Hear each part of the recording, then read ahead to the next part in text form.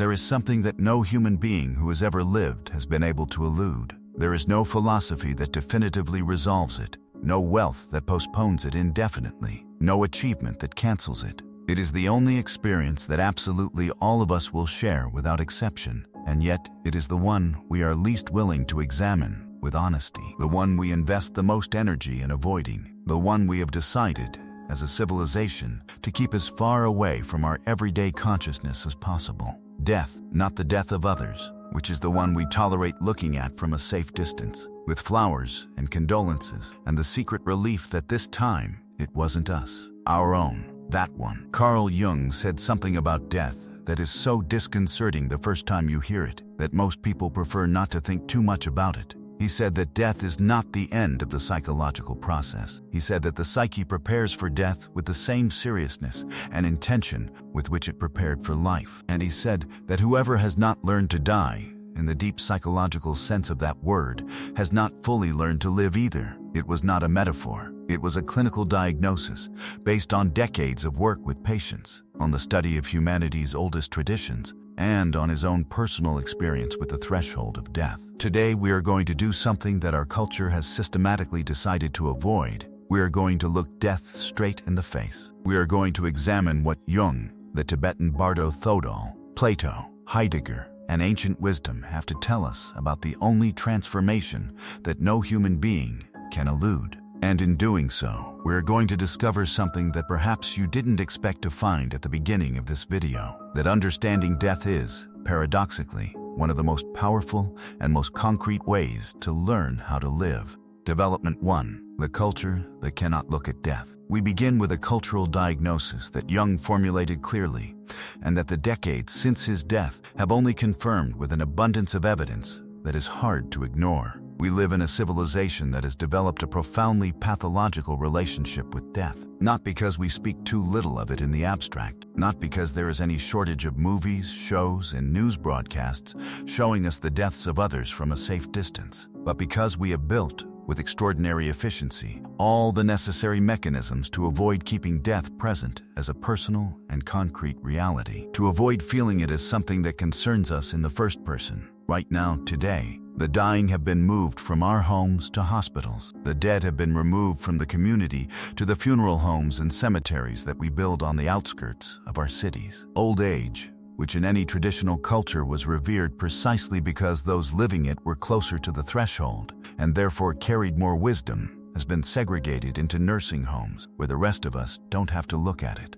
Grief, which in almost all ancient traditions lasted months or years and had precise rituals accompanying every stage, has been compressed into a few days of bereavement leave and the expectation that one will return to normal functioning as quickly as possible. The philosopher and psychologist Ernest Becker, in his 1973 Pulitzer Prize-winning book, The Denial of Death, argued something that is uncomfortable precisely because it is so difficult to refute, that practically all human cultural activity, the entire construction of civilizations, religions, ideologies, and life projects, can be largely understood as a collective defense mechanism against the awareness of our own mortality. We build pyramids, we write books, we have children, we found companies, not just for the reasons we consciously and rationally tell ourselves, but also on a deep level, because all of that gives us the feeling that some part of us will endure, that we will not disappear completely. Becker called these immortality projects, those symbolic constructions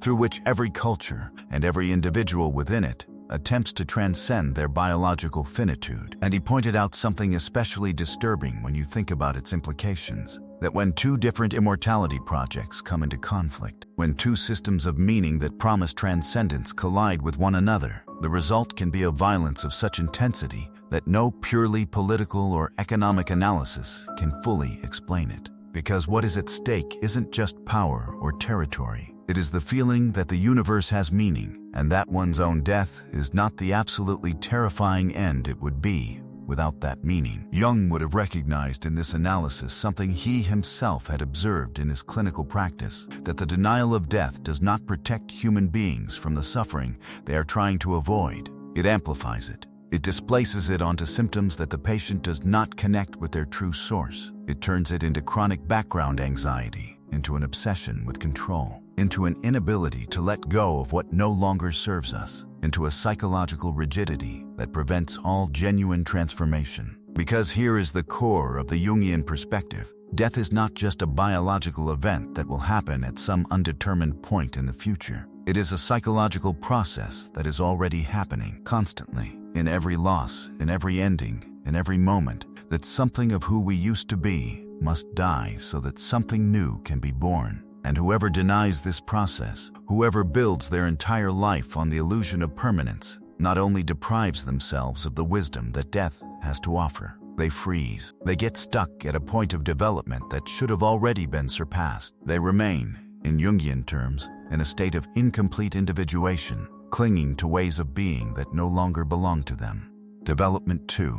Jung and the second half of life. One of Jung's most original and influential contributions to the psychology of human development was his insistence that the second half of life has a psychological task radically different from the first, and that this task, if understood honestly, is directly and unavoidably related to death. In the first half of life, the human being's task is the construction of the ego, the formation of a stable and functional identity, the establishment of meaningful relationship, the development of a career or a calling, the creation of a family, if that is what life asks for, the conquest of a recognizable place in the social world. This task is legitimate and necessary. Jung was very clear about this. An ego that has not been solidly built cannot be transcended. You cannot let go of what you have never had. You cannot relativize an identity that has never been formed. But there comes a time, which Jung placed roughly at midlife, although he recognized that it varies enormously from person to person,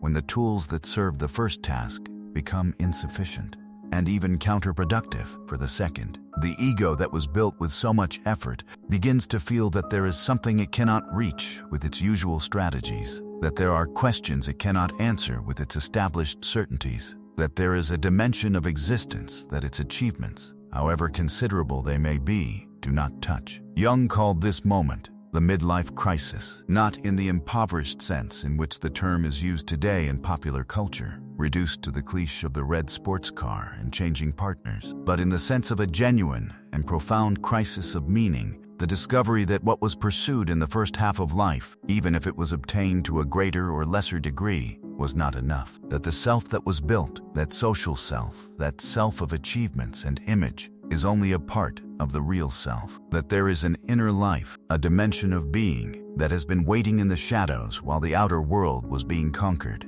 And at the center of this second task, as its inescapable horizon and as its strictest teacher, is death. From the middle of life onward, Jung wrote in one of his most quoted texts, and, as usually happens with the deepest phrases, one of the hardest to truly assimilate. Only the one who is willing to die with life remains alive. What Jung meant by this phrase deserves sustained attention. He was not talking about resignation or pessimism. He was talking about a progressive and active willingness to let go, to detach, to let die the ways of being that no longer serve us, the roles that have already fulfilled their function, the identities that belong to a stage that has already ended. And he was pointing out that this willingness is only possible for someone who has begun to make peace with their own finitude, for someone who no longer spends all their psychic energy denying that time is limited. The philosopher and psychologist Abraham Maslow, observing something similar from a methodologically different perspective, spoke of what he called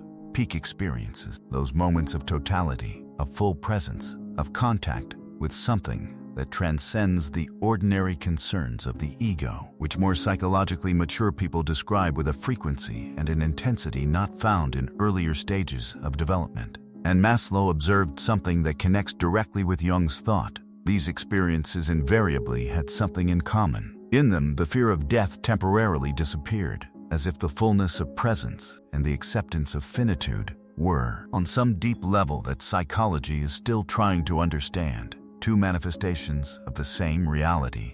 Development 3. The Bardo Thodol, the Tibetan Manual of Death. Jung was one of the first Western psychologists to take non-Western texts about death seriously, not as anthropological curiosities documenting the exotic beliefs of foreign cultures, but as documents of depth psychology, documents that could illuminate dimensions of the psyche that Western academic psychology, with its narrow empiricism, had completely ignored. The text that fascinated him the most, and to which he returned repeatedly throughout the decades of his intellectual life, was the Bardo Thodol, known in the West as the Tibetan Book of the Dead. It was first translated into English in 1927 by W.Y. Evans Wentz, and Jung wrote the psychological commentary for the 1953 edition of that translation. Jung considered this encounter to be one of the most significant of his entire career, and he did not say that out of academic politeness. The Bardo Thodol is a Tibetan Buddhist text whose composition is attributed to the master Padmasambhava in the 8th century, and which was rediscovered in the 14th century by the Turton Karma Lingpa. Its original purpose was to be read aloud next to the ear of a person who had just died, or who was in the active process of dying. It served as a guide, a compass, a map to navigate the states of consciousness that the text describes with extraordinary precision as the bardos, the intermediate states between death and rebirth. The text describes a sequence of experiences that the consciousness of the deceased goes through, with a level of detail and structure unparalleled in any other known religious tradition. Immediately after death, according to the Bardo Thodol, consciousness finds itself face to face with what the text calls the clear light of Dharmata, a pure luminosity, limitless and formless, which does not come from any external source, but is the most fundamental nature of the mind itself. If consciousness can recognize this light as its own deepest nature, liberation is immediate and total. There are no more cycles of birth and death. One has arrived home. But if it cannot recognize it, if the habit of identifying with a separate self, with a history, with a name, and a body is too deep and too deeply rooted, consciousness pulls back from that unbearably intense light and seeks out more familiar and limited forms of experience. What follows is a sequence of visions, peaceful at first and then increasingly disturbing. The text interprets these not as external objective realities, but as projections of the deceased's own mind, the residue of their mental habits, their fears, their desires, and their aversions, all magnified in the open space of the post-mortem experience. Jung read this and recognized something he considered to be of an importance that his contemporaries in Western psychology were not equipped to appreciate. The Tibetan tradition had mapped out the territory of the unconscious with a precision that no Western psychology had yet achieved. The peaceful deities of the first Bardo were, in Jungian terms, the luminous archetypes of the collective unconscious. The wrathful deities of the second Bardo were the archetypes of the shadow.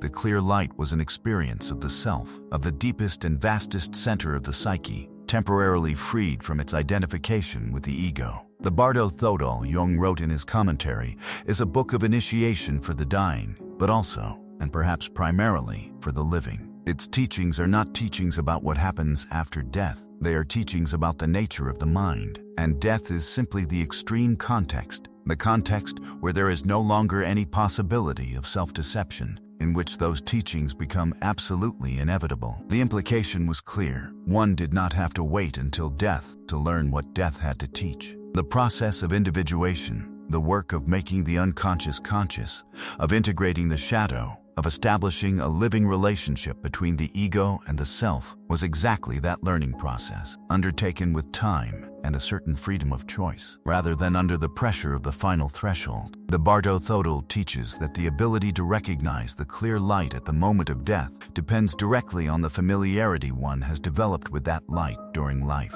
It is not something that can be improvised. It is the result of work that begins now. Development 4. Plato and the Art of Dying. Long before Jung, long before the Bardo Thodol, right in the very center of the Western philosophical tradition, a voice had reached a surprisingly similar conclusion about the relationship between death and wisdom. In the Phaedo, Plato's dialogue that narrates the final hours of Socrates before his execution by hemlock in the year 399 BCE, Socrates formulates one of the most radical and uncomfortable ideas in the entire history of Western thought. He formulates, with a serenity that the disciples surrounding him find both admirable and unbearable, that philosophy, understood in its deepest sense, not as an intellectual game, but as a way of life, is a preparation for death. That the genuine philosopher, unlike the one who merely plays with ideas on the surface without letting them transform him, spends his life learning how to die. His disciples, who in a few hours will watch their master drink the hemlock, find this assertion difficult to tolerate.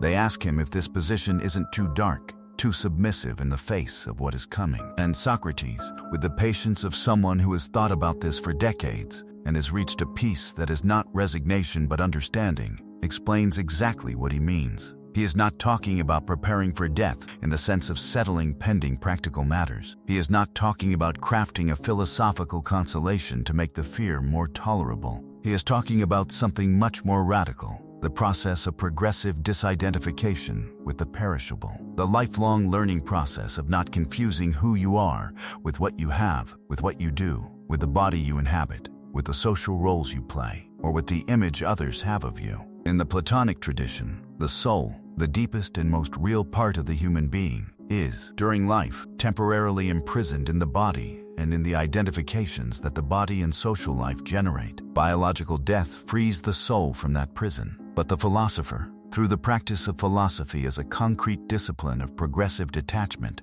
and continuous examination of one's own life, begins that process of liberation while still alive. He doesn't wait for death to do it by force. He practices letting go. He practices dying before dying. Jung reformulated this same insight using the vocabulary of analytical psychology. The ego, that construct we spend decades building and which we identify so completely with who we are that any threat to that image feels like an existential threat, is not the self. It is only a part of the self, the visible part, the one that operates on the surface of consciousness, the one that has a name, a history, achievements, and wounds. And the process of individuation in its second half requires, progressively and inevitably, a relativization of that ego, the practical learning that one is not just the ego, that there is something vaster and deeper than the ego that is also a part, an essential part, of who one is. This relativization of the ego, this learning not to identify the totality of one's self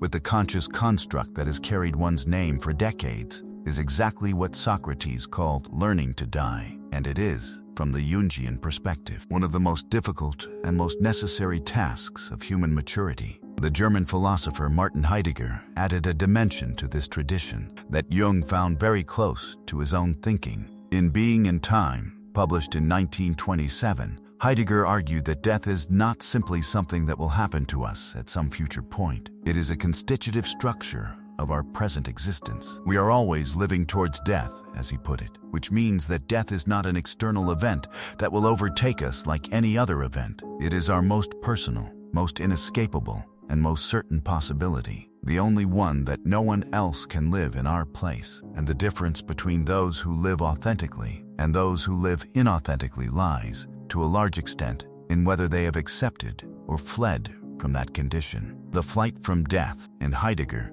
produces what he called the existence of the one, the impersonal, conformist existence, where one lives as one lives, thinks what one thinks, wants what one wants, without ever assuming the radical responsibility of being oneself with full awareness of one's finitude. The honest confrontation with one's own mortality, on the other hand, produces resoluteness, the ability to choose one's own existence knowing that it is limited, unrepeatable, and irreplaceable. Development 5. The Dreams of the Dying, Jung and the Clinical Evidence. Jung did not build his psychology of death solely from philosophy and ancient traditions. He also built it, with his characteristic insistence, from direct clinical observation, from what his patients showed him in the consultation room over decades of work, and in particular, from what the dreams of people close to death revealed to him about the psyche at that particular threshold. Throughout his clinical practice, which spanned over 50 years, Jung observed a phenomenon that impressed him deeply, and which he documented carefully in several of his writings. The dreams of people approaching death change in nature in a way that is difficult, and perhaps impossible, to explain in purely biological or conventional psychological terms. The dreams of people in the process of dying, Jung observed, tend to become more luminous, broader, and more charged with symbolism of transformation and totality. Images appear of journeys toward open horizons, of crossing rivers or thresholds that the dreamer contemplates from this side, with a mixture of uncertainty and anticipation. Encounters appear with figures that represent guidance or a welcome. There appear, with a frequency that Jung found significant, the classic symbols of the self, the circle, the light, the mandala, the precious stone, the luminous garden, as if the psyche, upon approaching the limit of its conscious existence, began to orient itself toward something that ordinary psychology cannot map, because it is beyond the limits of the territory it has explored. Jung was careful, with an intellectual discipline he deeply respected, not to extract from these observations metaphysical conclusions that the available evidence could not support. He did not claim that these dreams demonstrated the survival of consciousness after death. He did not become a preacher of any doctrine about the afterlife, but he did state something he considered psychologically significant and impossible to ignore, that the psyche, at its deepest level, does not seem to behave as if death were the absolute and total end that the conventional materialistic view assumes it to be. "I do not know the answer to the question of whether there is life after death," Jung wrote in his memoirs, Memories, Dreams, Reflections, with an honesty that few thinkers of his stature have had on this subject. "But I know that the psyche does not act as if there were not, and that, for the psychologist who observes the psyche carefully, is a fact that cannot simply be ignored." This observation had very concrete practical consequences for Jung. If the psyche, at its deepest level, at the level of the unconscious that the ego does not control, orients the human being towards something that transcends biological death, then living in complete denial of death is not only philosophically naive, it is psychologically costly. It is living in active disagreement with the deepest orientation of one's own psyche. It is swimming against a current that, especially in the second half of life, becomes increasingly strong. The Swiss-American physician and pioneer Elisabeth Kübler-Ross, whose work in the 60s and 70s with terminal patients permanently changed the way Western medicine approached death and grief, documented something complementary from a different clinical perspective. In her years of accompanying hundreds of dying people, Kübler-Ross observed that the patients who went through the dying process most serenely, most completely, and with the most dignity were invariably those who had lived most authentically, those who had loved most fully and had been able to say so, those who had the courage to be who they were rather than who they were expected to be, those who had said what they needed to say before it was too late, not necessarily the most religious in the institutional sense, not necessarily the most philosophically prepared in the academic sense, but the most genuinely present in their own lives. Kübler-Ross arrived at a conclusion that Jung would have recognized as his own. Death acts as a mirror that reflects, with relentless clarity, the quality of the life that preceded it, and that mirror cannot be deceived.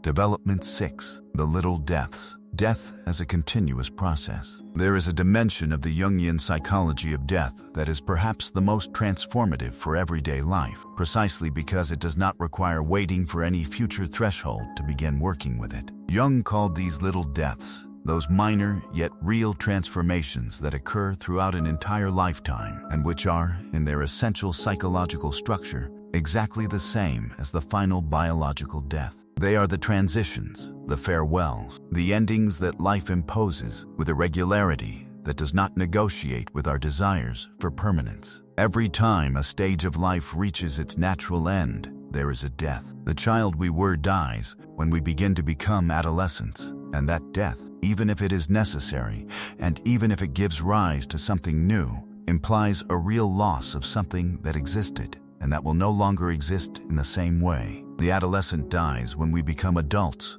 with real responsibilities. The person we were before a significant loss, before a serious illness, before a failure that brought down what we thought we were, dies, and in its place, if the grieving process is gone through honestly and without shortcuts, something is born that did not exist before. Jung observed that the people who suffered the most in life's transitions, the ones who most resisted change, the ones who clung most desperately to what could no longer be sustained, were invariably those who had not learned to go through these little deaths with the dignity they deserve, the ones who tried to preserve what life was asking them to let go of, the ones who, incapable of letting die what needed to die, also prevented the birth of what needed to be born. The writer and Jungian analyst Clarissa Pinkola Estes writes about this topic with an image that is hard to forget, that of the cycle of life, death, and rebirth as the most fundamental structure of every healthy psyche. The healthy psyche, writes Estes, knows instinctively that there are times to build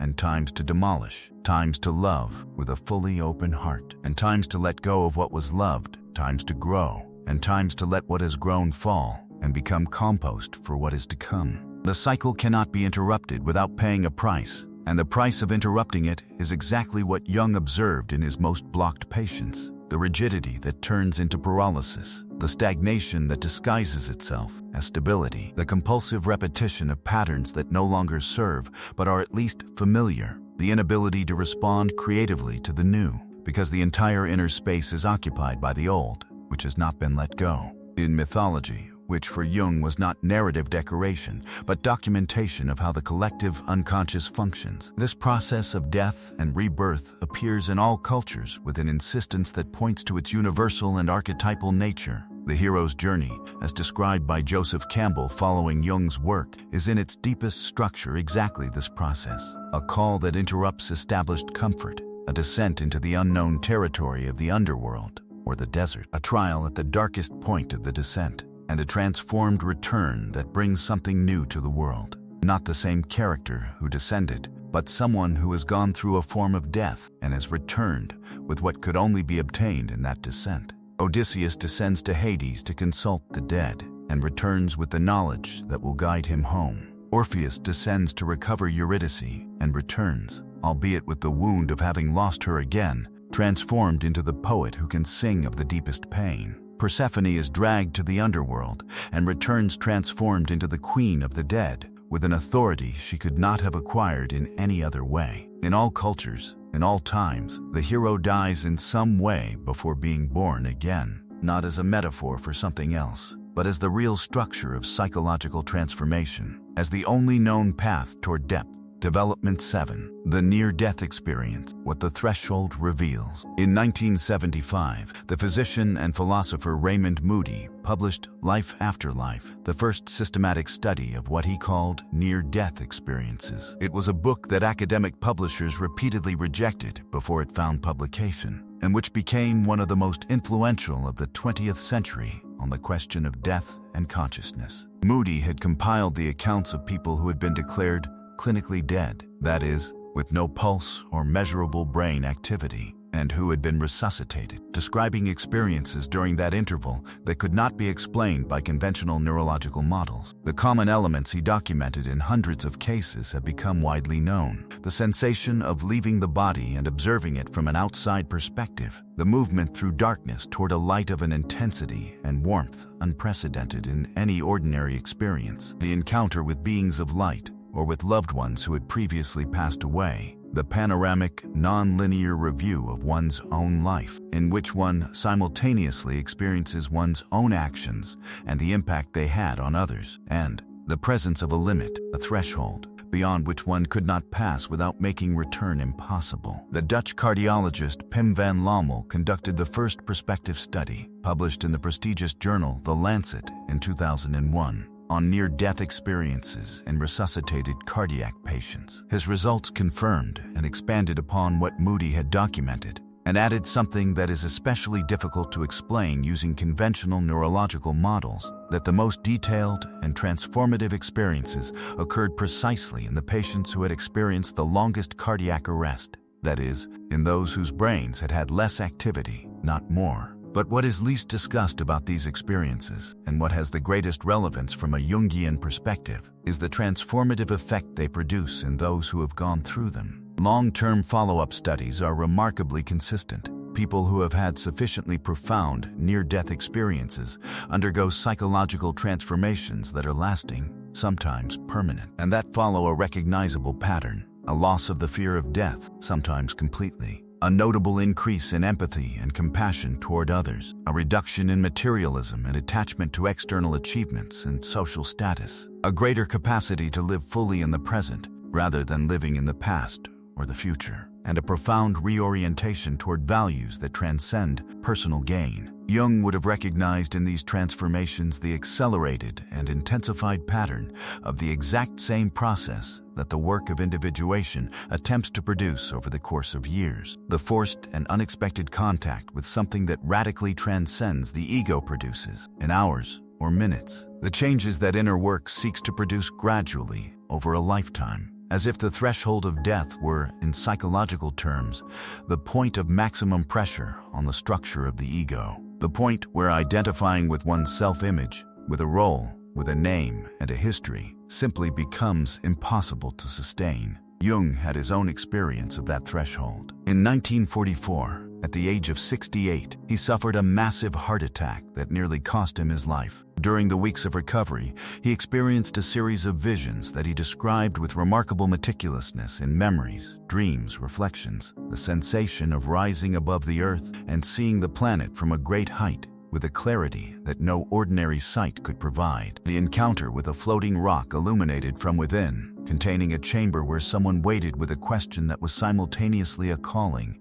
and the certainty that in that space he was going to find the answers to the questions he had pursued throughout his entire life of research. The vision was interrupted by his doctor, who appeared in the experience as a figure returning him to his body and his ordinary life. Jung described that return as profoundly disappointing, even painful, compared to the fullness and clarity of what he had been experiencing. And he wrote something that few commentators have sufficiently emphasized. Life seemed like an exile, and it took me weeks to reconcile myself to that exile. But gradually, life regained its meaning, and that meaning was different from the one it had before the experience. It was quieter, more certain, less urgent in the wrong aspects. Development 8. The death of the ego. Individuation as learning to die. We now reach the core of what Jung understood by learning to die, in the most radical and concrete psychological sense. The process of individuation, that movement toward the totality of the personality, which Jung considered the central task and the deepest calling of human life, has,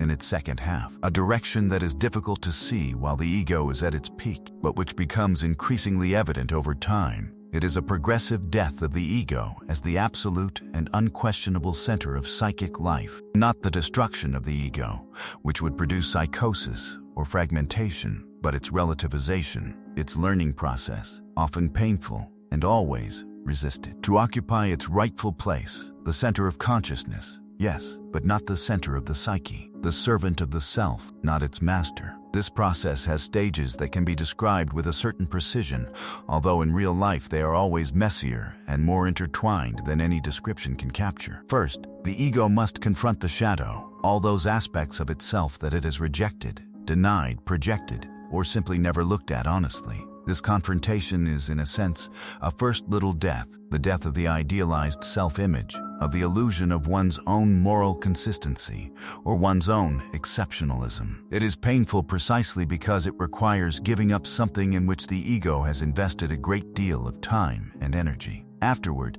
the ego must confront the figures of the unconscious that represent the dimensions of the psyche it has excluded in favor of its dominant identity, the anima in a man, the animus in a woman. This integration is another little death, the death of one-sidedness, of the rigidity that has defined the psychological identity for decades. And finally, on the horizon of this entire progression, the ego must confront the self, that vaster center of psychic totality, from which the ego has always drawn its energy, its orientation, and its sense of purpose, without necessarily recognizing the source. This confrontation is the most radical and the most difficult of all. It is the discovery, which no intellectual description can replace, because it must be experienced, that what one believed oneself to be throughout one's conscious life is only a part of what one is, and that the unknown part is vastly larger than the known part. Jung called this process the surrender of the ego, not its destruction or capitulation, but its voluntary act of placing itself at the service of something greater and deeper than itself. And he described this surrender as simultaneously the most difficult and the most liberating act of the entire psychological life. The Spanish mystic Saint John of the Cross described the exact same process, using the language of the Christian contemplative tradition, with a poetic precision that has endured for 5 centuries. The dark night of the soul that he describes in his poems and treatises is not a depression in the modern clinical sense, although it may look like one from the outside. It is the progressive, and sometimes violent, disintegration of all the certainties, all the supports, all the consolations, and all the identities that the ego has built as its home, until nothing remains except darkness, silence, and radical uncertainty. And in that silence, if the person can endure without fleeing toward distractions or borrowed certainties, something completely different from the ego that existed before, begins, gradually, to emerge. Whoever loses his life will find it, says the gospel text that Jung quoted on more than one occasion. Jung read it not as a theological promise, but as the most exact psychology. Whoever learns to let go of their rigid identification with the ego, whoever learns to die in the psychological sense before biological death forces them to, will find the fullest and most real life that the self can offer, not after death, right now, in this life, in the time that remains. Development 9. How to live with the awareness of death. But there is an objection that frequently arises when talking about this topic, and it deserves a direct and honest answer. Isn't the constant awareness of one's own death, far from liberating, a permanent source of anguish? Isn't it healthier, more functional, more human, to simply not think about it and let life flow? Jung would answer with a distinction that he considered fundamental and which clinical evidence supports. There is an enormous difference, and it is not a difference of degree, but of nature, between the anguish produced by an unexamined death and the serenity that an honestly contemplated death can produce. The anguish in the face of death that most people experience as a background shadow in their lives, that anxiety that is never named directly, but which colors countless decisions and behaviors, which produces the inability to be truly present, because there is always a background energy occupied in not looking in that direction. That anguish does not come from thinking too much about death. It comes precisely from not having thought about it enough. It comes from rejection, from projection, from denial. The unexamined death does not disappear. It becomes the background noise that never falls silent, the objectless fear that attaches itself to everything, the inability to let go of what should have already been let go. The honest contemplation of death, on the other hand, produces something the Stoics called Memento Mori, the reminder that one will die, not as an instrument of despair or paralysis, but as an instrument of radical clarity, as the most efficient filter that exists to distinguish, with a precision that no other practice can equal, what truly matters from what only seems important, from the illusion of permanence. Marcus Aurelius, the Roman emperor who ruled the most powerful empire of his time while writing Stoic philosophy in private, with no intention of publishing it, practiced Memento Mori with a consistency that his meditations document in a moving way. Contemplate the brevity of all things, he wrote for himself, and how yesterday was the birth of Alexander and Caesar, and tomorrow they will be dust and oblivion. This contemplation does not lead you to sadness, but to freedom, because what can be lost in an instant does not deserve that you sacrifice for it what you have now. The poet Rainer Maria Rilke, who thought about death with a depth that few poets in the history of Western literature have achieved, wrote something that Jung found especially true. Death is the side of life that does not face us, not the opposite of life, not its enemy, nor its denial, the other side of the same reality, the same coin, seen from the reverse side that we do not usually look at, but which is always there, forming part of what the coin is. And Jung synthesized all of this into an idea that might seem simple in its formulation, but which has a depth that is only revealed with time and experience. The quality of one's death is directly related to the quality of one's life, not in the external sense of accumulated achievements, but in the inner sense. Whoever has lived with presence and authenticity, whoever has truly loved and been able to say so, whoever has had the courage to be who they were instead of who they were expected to be, whoever has gone through their own little deaths with dignity